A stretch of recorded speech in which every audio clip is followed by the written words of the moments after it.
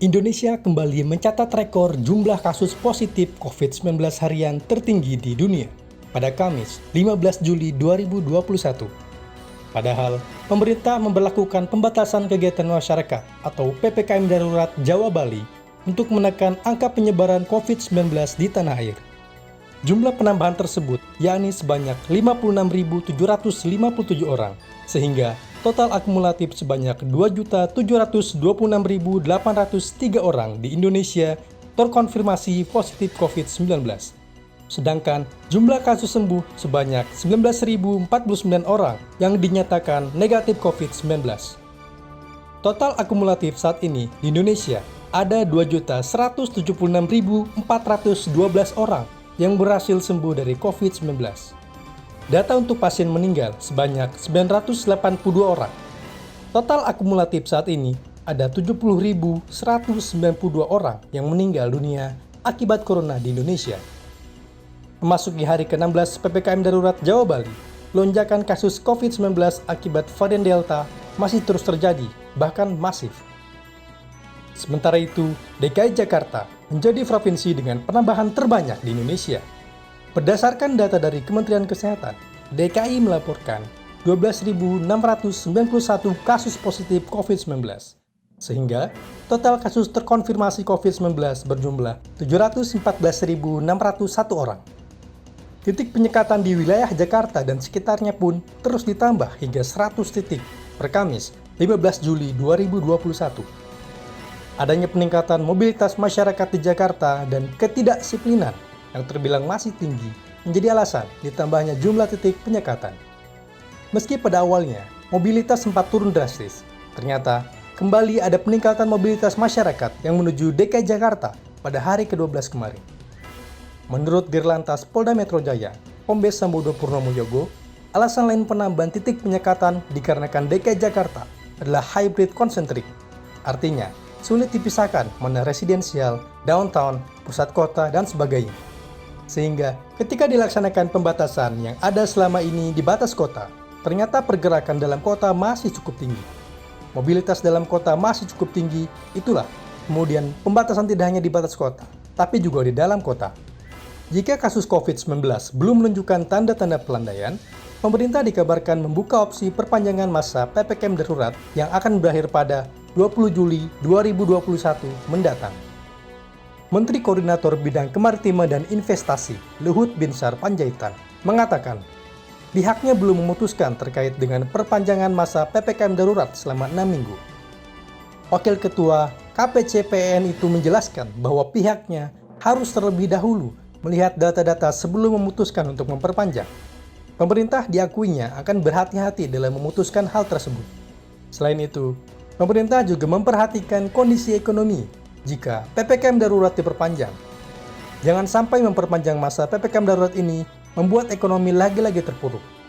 Pihaknya juga akan bertemu dengan guru besar di Universitas Indonesia untuk berdiskusi soal perpanjangan PPKM darurat ini.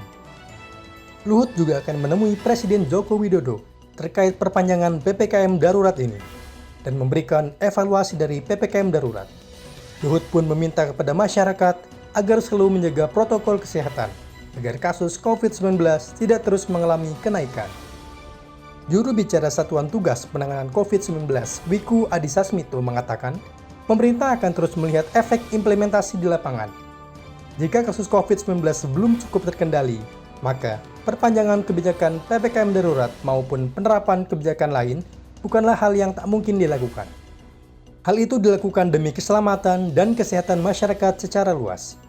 Wiku menjelaskan, pemerintah terus-menerus melakukan evaluasi jumlah penambahan kasus COVID-19 serta kebijakan berdasarkan perkembangan data epidemiologi yang ada, termasuk memperluas cakupan penerapan PPKM darurat keluar Jawa Bali sesuai instruksi Mendagri nomor 20 tahun 2021. Dirinya berharap kebijakan ini dapat secara signifikan memperbaiki kasus COVID-19 nasional secara signifikan. Sementara, Menteri Keuangan Sri Mulyani Indrawati sudah menyiapkan skenario perpanjangan PPKM darurat hingga 6 minggu ke depan karena cepatnya mutasi varian baru Delta. Sri Mulyani menjelaskan bahwa PPKM darurat selama 4-6 minggu dijalankan untuk menahan penyebaran kasus. Mobilitas masyarakat diharapkan menurun signifikan. Perpanjangan PPKM darurat dilakukan bila resiko pandemi COVID-19 masih tinggi. Menurut Sri Mulyani, PPKM darurat sangat berimplikasi kepada pertumbuhan ekonomi. PPKM membuat tingkat konsumsi masyarakat melambat, pemulihan ekonomi tertahan, dan pertumbuhan ekonomi kuartal 3 diprediksi melambat pada kisaran 4-5,4%. Kalau saya sih kurang setuju ya. Masanya kasihan juga buat rakyat yang kecil yang di bawah, dia kan mau bekerja susah, di sana di sini ditutup jalanan. Jadi menurut saya sih kalau bisa ada solusi lain nggak buat rakyat yang di bawah selain PPKM itu. Pak, selama PPKM, Bapak sebagai petugas kebersihan, pekerjaan semakin berat atau jadi ringan, Pak? Kalau untuk pekerjaan sih sama aja sebetulnya. Cuman yang membedakan nggak begitu terlalu ramai aja, sedikit lenggang gitu. Harapan Bapak buat pemerintah, Pak? Kalau harapan saya cuma satu, tolonglah rakyat kecil dilihat gitu. Jangan rakyat segala macamnya sesuatunya ditibanin ke yang rakyat kecil gitu. Itu aja sih buat harapan saya. Aduh, ini merasa sulit, Pak. Sulitnya orderannya nggak ada. Biasanya dapat 15, dapatnya paling 1, 2, 3. Berarti selama PPKM ini sepi penumpang, Pak ya? Sepi banget, Bang. Kayaknya lebih kacau deh. Lebih sulit banget deh. Harapannya kepengen diberubah lagi lah biar aman gitu. Biar nggak sulit lagi gitu. Biar normal dari awal gitu. Ya kalau masa kedepannya sih mudah-mudahan nggak lanjut gitu. Kenapa Bang nggak lanjut? Soalnya ya susah gitu cari uang gitu. Kan yang punya harus membiayai anak istri. Bang, berarti selama PPKM ini sepi pembeli, Bang? Ya sepi gitu.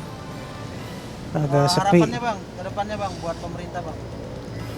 Ya supaya Indonesia ini menjadi lebih baik, nggak seperti yang dulu.